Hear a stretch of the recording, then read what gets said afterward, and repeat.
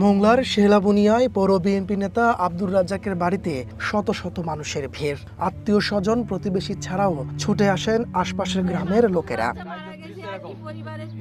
একই উঠানে রাখা হয় আব্দুর রাজ্জাক, তার ছেলে, মেয়ে, পুত্রবধূ ও নাতি নাতনিদের মরদেহ।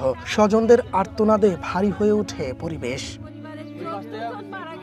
জুমার নামাজের পর মরদেহগুলো নেওয়া হয় উপজেলা পরিষদ চত্বরে। সেখানে জানাজায় অংশ নেন হাজারো মুসল্লি। পরে পৌর কবরস্থানে তাদের দাফন সম্পন্ন হয়। এটা একটা খুব করুণ এবং মর্মান্তিক ঘটনা।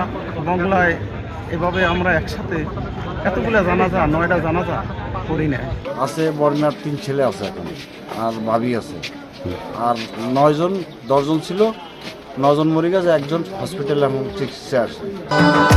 ভবিষ্যৎ হোক নিরাপদ, বিনিয়োগ হোক বিশ্বস্ত, আর আমার পছন্দ সল্ট বে। ওয়েলকাম টু সল্ট বে। এর আগে সকালে খুলনার কয়রার নাকশায় স্থানীয় মাঠে নববধূ মার্জিয়া আক্তার মিতু, বোন লামিয়া ও দাদি রাশিদার জানাজা হয়। আর নানি আনোয়ারা বেগমের জানাজা হয় চালনা গ্রামের বাড়িতে। পরে তাদের পারিবারিক কবরস্থানে দাফন করা হয়।